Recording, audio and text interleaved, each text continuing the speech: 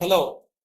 स्वागत है आपका इस वीडियो में। कागज और कलम लेकर तैयार हो जाइए। हम लोग जो गुणोत्तर श्रेणी के 10 और बेसिक सवाल बनाएंगे।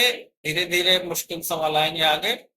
ये बेसिक सवाल है तो ये आप निश्चित कीजिए कि आप इन सवालों को बना सकते हैं, क्योंकि अगर ये नहीं बनेंगे तो आगे के मुश्किल सवाल नहीं बनेंगे। और जब मैं सवाल पढ़ता हूँ तो आप वीडियो को रोक दीजिए और खुद से बनाने की कोशिश कीजिए।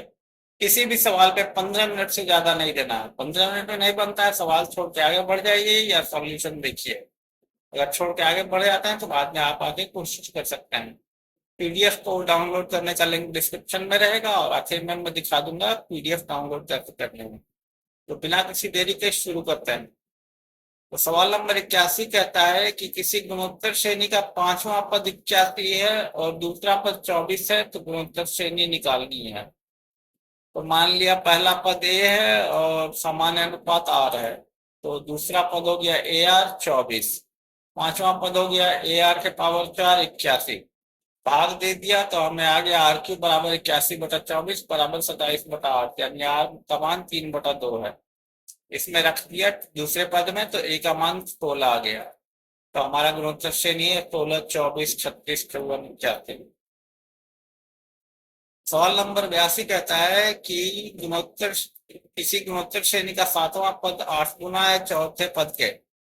तो गुणोत्तर श्रेणी निकालना है जबकि पांचवा पद 48 है। तो सातवां पद जो है चौथे पद के 8 गुना है, तो ए आर 6 जो है 8 AR³ हो गया। तो आर का मान 2 हो गया। पांचवा पद दिया 48 है, तो ए आर 4 48 हो गया। तो ए का मान 3 हो गया। आर का मान 2 रखेंगे, 2 के पावर 4 जो है 16 हो गया। तो 16 से भागा लेगा तो 3 आ जाएगा। तो गुणोत्तर श्रेणी हमारी 3, 6, 12, 24। किसी गुणोत्तर श्रेणी के पांचवें और आठवें पद को दिया हुआ 39 और 384, तो गुणोत्तर श्रेणी निकालनी है। तो पांचवा पद हो गया ए आर के पावर 4। फॉर्मूला जो है वो है T N is equal to A R के पावर n-1। और आठवां पद है ए आर के पावर 7। 384 है तो भाग दे दिया तो आर क्यूब का मान 8 आ गया, आर का मान 2 है, तो ए का मान 3 आ गया। तो गुणोत्तर श्रेणी फिर से 3, 6, 12, 24। ये भी 3, 6, 12, 24 था, ये भी 3, 6, 12, 24 है। सवाल नंबर 84 कहता है कि किसी गुणोत्तर श्रेणी के छठवें और 10वें पद 1/16 और 1/56 है, तो गुणोत्तर श्रेणी निकालनी है। तो छठा पद हो गया ए आर के पावर 5 1/16 और 10वां पद हो गया ए आर के पावर 9 1/256। तो आर का मान प्लस माइनस 1/2। अब इसका मतलब ए का मान +-2, इसीलिए गुणोत्तर श्रेणी आपकी है 2, 1 आधा 1/4 ऐसे, या -2, 1 -हाफ ऐसा। सवाल नंबर 85 कहता है, अब ये मजेदार सवाल है कि किसी गुणोत्तर श्रेणी के पीवा क्यूवा और आरवा पद ए बी सी है। ए बी सी तीनों जीरो से बड़े हैं, तो सिद्ध करना है q minus r log a plus r minus p log b plus p minus q log c बराबर 0। तो ये सवाल शायद हमने लॉगरिथम के चैप्टर में बनाया है, फिर से देखते हैं। तो मान लिया पहला पद x है और समान अनुपात y है, तो a का मान हो गया एक्स वाई के पावर p-1, पीवा पद है ये। b का मान हो गया एक्स वाई के पावर q-1 और c का मान एक्स वाई के पावर r-1। दोनों तरफ का लॉग ले लिया, तो लॉग a बराबर लॉग x जो p-1 log y, log b का मान लॉग x जो q-1 लॉग y, और लॉग c हो गया log x plus r-1 log y। तो आप इसमें डाल देंगे इस वैल्यू इस एक्सप्रेशन में, तो हमें मिल जाएगा कि लेफ्ट हैंड साइड जो है वो 0 के बराबर है। आप डाल के देख लीजिए कैलकुलेशन करके। 86वां सवाल कहता है कि यदि किसी गुणोत्तर श्रेणी का p प्लस क्यू पद a है और p माइनस क्यू पद b है, तो दिखाना है कि ph टर्म जो है पद वो square root of A B है। तो मान लिया पहला पद एक समान अनुपात आ रहा है, तो टी प्लस क्यू हो गया ए बराबर X R to the power P plus Q minus 1 और टी माइनस क्यू हो गया B is equal to X R के घात पी माइनस क्यू माइनस 1। अब दोनों को गुना कर दिया, गुना करने पे आ गया एक्स स्क्वायर आर के पावर 2t-2 यानी एक्स आर p-1 का होल स्क्वायर, ये जो है टीपी का होल स्क्वायर है बराबर ए बी, क्योंकि दोनों को गुना किया था तो टीपी का मान square root of A b आ गया। सवाल नंबर 87 कहता है कि इसी गुणोत्तर श्रेणी का पीवा क्यूवा पद एक्स वाई जेड है क्रमशः, तो सिद्ध करना है एक्स के power Q minus are, y के power are minus P, z के पावर पी माइनस पी का मान एक होता है। तो मान लिया पहला पद ए है और बी कॉमन रेशियो है, तो एक्स का मान ए बी के power P minus one, Y का मान ए बी के पावर क्यू माइनस वन और जेड का मान ए बी के पावर आर माइनस वन। अब सिद्ध करना है कि एक्स के power Q minus are, Y घात आर माइनस पी, जेड घात पी माइनस क्यू बराबर एक्स, तो सबका मान रख दिया। तो ए का पावर जो है, ए का घात जो है वो साइक्लिक सम है पी क्यू आर में, और बी का मान भी यहाँ पर साइक्लिक सम है, तो दोनों का मान 0 हो जाएगा, तो 0 हो गया तो मान 1 आ गया।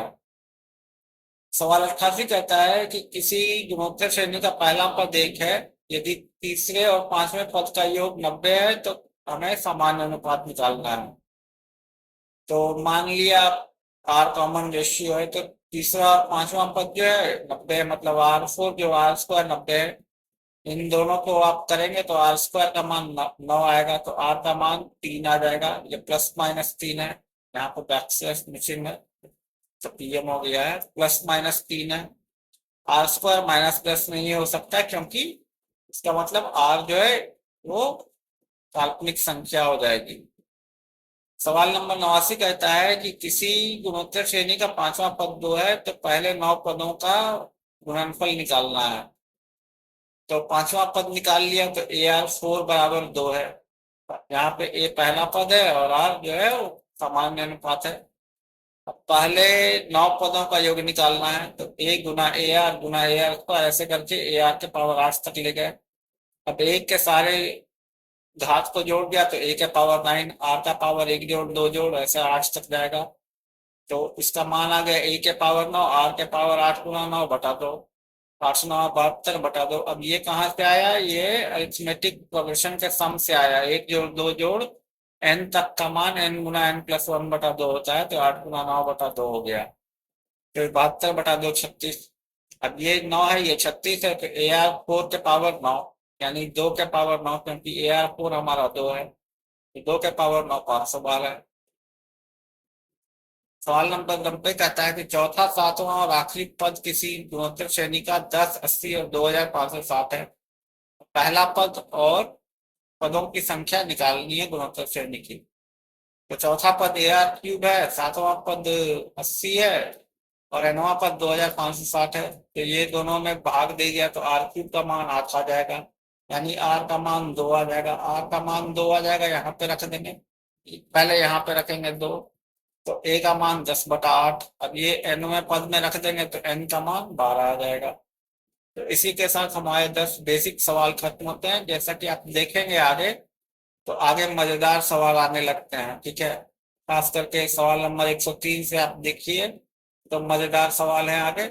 बेसिक्स आपके तगड़े रहने चाहिए, तभी ये आगे के सवाल बनेंगे। आगे के सवाल बहुत मजेदार, अभी तक हम लोगों ने बहुत आसान सवाल बनाए, सिर्फ समानांतर श्रेणी में कुछ सवाल मुश्किल थे, जैसे कि आप देखिए ये सारे सवाल जो थे वो थोड़े मुश्किल थे, लेकिन अब गुणोत्तर श्रेणी की शुरुआत है तो गुणोत्तर श्रेणी के सवाल आसान हैं। तो उम्मीद है आपको ये वीडियो पसंद आई होगी और इससे आपको हेल्प मिलेगी पढ़ाई में और आपके परीक्षाओं में। तो मेहनत करते रहिए और वीडियो का इंतजार मत कीजिए, वीडियो से आगे चलिए। और कोई कंफ्यूजन हो तो कमेंट बॉक्स में मुझसे सवाल पूछिए, मैं जवाब दूंगा। और बुक डाउनलोड करने के लिए आप यहाँ पर अलजेब्रा की पीडीएफ, यहाँ ट्रिग्नोमेट्री की पीडीएफ आप डाउनलोड कर सकते हैं। जैसे जैसे पीडीएफ अपडेट होगी डेट बदल जाएगा। अभी ट्रिग्नोमेट्री की बुक में कोई अपडेट नहीं आएगी कुछ दिनों तक, जब तक ट्रिग्नोमेट्री शुरू नहीं होगी। और अलजेब्रा में आप देखेंगे कि अक्सर 3-4 दिनों में मैं ये चेंज कर देता हूँ, तो डेट बदल जाएगी। जैसे जैसे टाइपिंग मिस्टेक पता चलती है वैसे वैसे बदलता हूँ। किताब में टाइपिंग मिस्टेक्स है क्योंकि प्रूफ रीडिंग हुई नहीं है, मेरे पास कोई है नहीं प्रूफ रीडिंग करने के, तो वीडियो बनाने समय मुझे जो गलती पता चलती है वो मैं ठीक कर देता हूँ। जैसे ये गलती मिली थी PM3, तो ये गलती पता चली है तो ठीक हो जाएगी। तो इसी के साथ मैं ये वीडियो समाप्त करता हूँ। आप मेहनत करते रहिए और कल मिलते हैं अगले वीडियो में इसी समय अगले 10 सवाल के साथ। वीडियो देखने के लिए आपका बहुत बहुत धन्यवाद।